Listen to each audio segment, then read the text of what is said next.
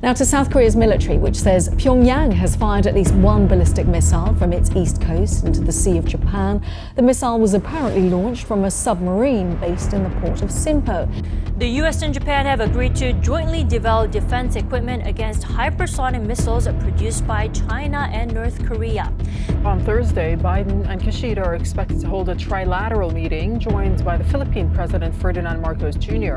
And the talks will be focused on defense as well as security. Japan is considering to possess more than 1,000 long-range cruise missiles that are capable of reaching the coastal areas of North Korea and China. Japan, which has been pacifist since the end of World War II, is now a step closer to acquiring weapons able to strike neighbouring North Korea. Japan and China are in a serious face-off. Japan, trying to stay strong, has upgraded its military with cool stuff like stealth fighters and cyber weapons. But here's the real twist. Japan just revealed 2 super-secret weapons. What are they? Could these be the game changers in this East Asian showdown? Get ready for a short and exciting story of Japan's quest for power.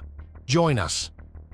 We're talking about how Japan surprised China with 2 super-fast weapons. It's like a cool tech story you don't want to miss. Let's break it down. Hypersonic weapons are super-fast missiles, going more than 5 times the speed of sound. That's faster than you can imagine. To give you an idea, they can zip from New York to London in less than an hour. And it's not just about speed, they're super precise and pack a serious punch, whether they carry regular or nuclear warheads. Here's the kicker. These missiles can dodge normal defense systems like it's a game. Regular missile defenses can't keep up because they're built for slower, predictable missiles. These hypersonic guys can launch from all sorts of places. Think land vehicles, ships, planes, or even satellites. They're like the ultimate surprise attack, causing chaos and shaking up global safety. Hypersonic missiles are a big deal, posing a major challenge to keeping the world stable and secure. Diving into the world of hypersonic missiles, we find 2 main types: hypersonic cruise missiles and hypersonic glide vehicles. Hypersonic cruise missiles are like regular ones, but with a cool twist. They have special engines like scramjets. Scramjets are engines that gulp in air, squash it, mix it with fuel, and shoot it out to zoom forward. They're super speedy, but need a boost to kick off. Rockets can do that. They carry their own fuel and shoot out hot gases to propel forward. These hypersonic cruise missiles zoom close to the ground, sneaking past radars. They can also change directions mid-flight, playing a tricky game that makes them super hard to catch. They're like the ninja warriors of the missile world. Hypersonic glide vehicles differ from cruise missiles, lacking engines or boosters. Launched by ballistic missiles or space vehicles, they glide at high altitudes toward targets. Shaped for lift and navigation, they create shock waves, making them hard to detect, with unpredictable trajectories evading defenses. Their maneuverability makes them elusive. Broadly, hypersonic missiles are potent, altering global power dynamics. Yet ethical concerns arise, addressing arms races, treaty compliance, and preventing accidental launches. Japan's recent reveal of 2 hypersonic weapons surprises China. The first, an enhanced Type 12 surface-to-ship missile, promises swift, precise strikes, marking a notable advance in high-speed warfare. Japan's defense ministry made a big announcement. They're speeding up the deployment of the upgraded Type 12 SSM by a whole year. Originally set for 2026, it's now happening in 2025, according to their mid-December press release. Why the rush? Well, Japan wants to amp up its defense game, especially with the growing military threats from North Korea, China, and Russia. These 3 countries are busy developing their own hypersonic weapons, causing a real headache for Japan's security. Back in April, the Defense Ministry joined forces with Mitsubishi Heavy Industries, MHI, to work on the enhanced Type 12 SSMs.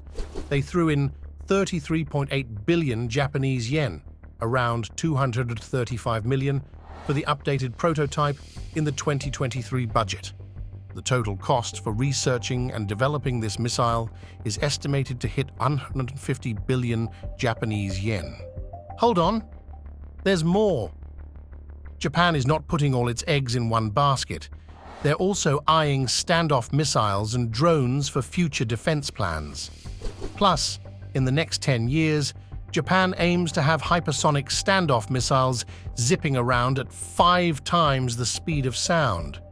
It's all part of their strategy to stay ahead in the defense game. The focus is on countering China's aggressive actions, particularly concerning Taiwan and ally Japan values.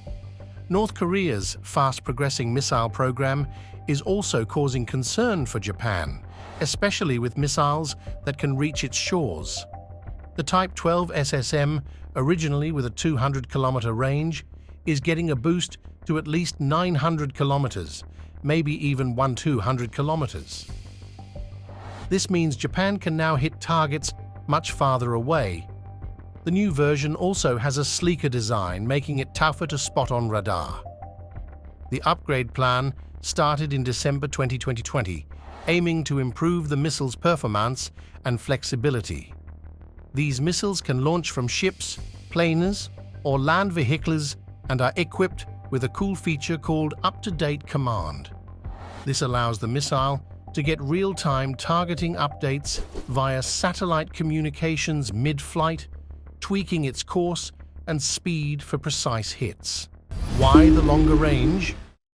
In 2020, Japan noticed China expanding its navy and military in the East and South China Seas. They saw China as a potential threat, especially regarding the disputed Senkaku Islands. The extended-range Type 12 SSM gives Japan an advantage by allowing them to strike Chinese naval vessels from a safe distance, out of reach of Chinese anti-aircraft missiles. It's all part of Japan's plan to stay one step ahead in the security game. In December 2022, Japan made a big decision as part of its national security and defense strategies. They want to have counter-strike capabilities, meaning the ability to strike back if someone attacks them. The Japanese government says this is crucial to prevent invasions. Japan aims to be able to retaliate against any attack on its land or interests by hitting the enemy's bases and control centers. They believe having this power will stop potential attackers from even trying. To strengthen these counter-strike capabilities, Japan is getting advanced missiles from its ally, the United States. Just recently, the US agreed to sell Japan 400 Tomahawk missiles. These are long-range cruise missiles that fly low and hit targets precisely. With a range of 1,600 kilometers, Japan can target far-off enemy bases and control centers. To speed things up, Japan will start receiving these Tomahawk missiles a year earlier. It's all part of Japan's plan to be ready and protected against security threats from North Korea and China. Japan is not only working on its own powerful hypersonic weapons, but is also making a purchase from the United States for some highly effective air-to-air missiles.